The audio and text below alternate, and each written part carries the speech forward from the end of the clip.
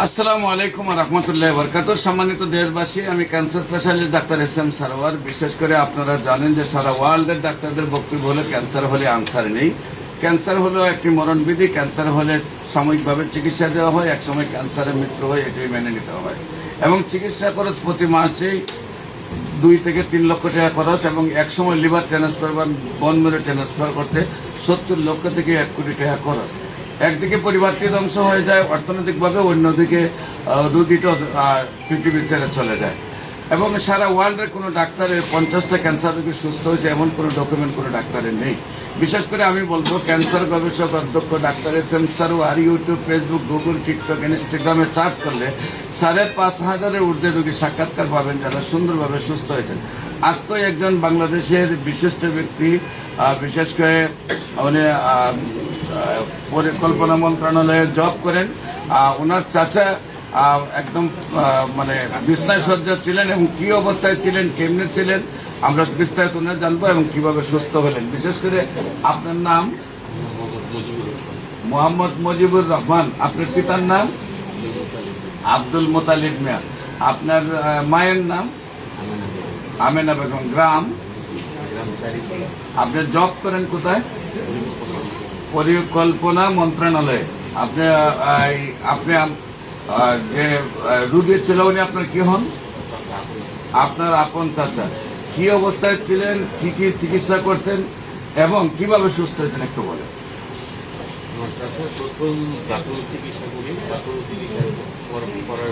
প্রাথমিক চিকিৎসা কোথায় করেন? ডাক্তার মুস্তাফিজুর রহমান, উনি কোথায় বসেন? ধানমন্ডি পপুলারে দেখাইছে। সবচেয়ে ভালো ভালো। তো যখন ধরা পড়লো ক্যান্সার, আমাকে দিল, আমি ক্যান্সার হাসপাতালে নিয়ে যাই।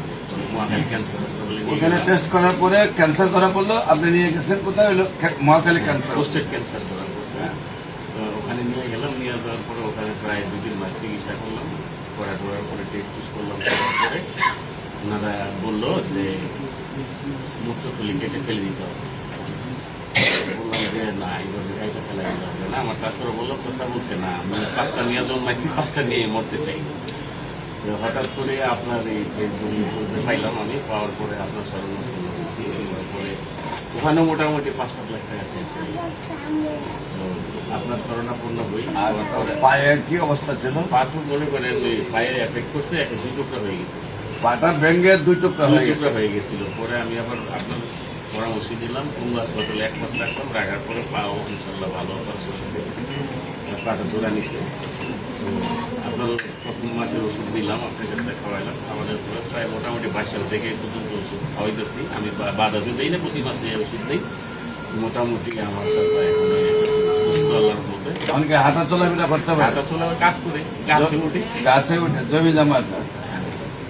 সম্মানিত দেশবাসী, বিশেষ করে ওনার কত সালে চিকিৎসা? 22 সালে ওনার চাচার চিকিৎসা করেছি। 1 বছরের চিকিৎসা স্বয়ং সম্পন্ন হয়। 4 মাসে উনি সুস্থ হয়েছেন। আর যে পাটা ভেঙে গিয়েছিল, ক্যান্সারে একদম আলাদা হয়ে গেছিল, তারপর আল্লাহ রসের সম্বন্ধে এই পা নিয়ে এখন গাছে উঠতে পারে। বিশেষ করে ওনারা মন্ত্রণালয়ের লোক, তো এখনো চিকিৎসা চালাচ্ছে, চিকিৎসা চলছে।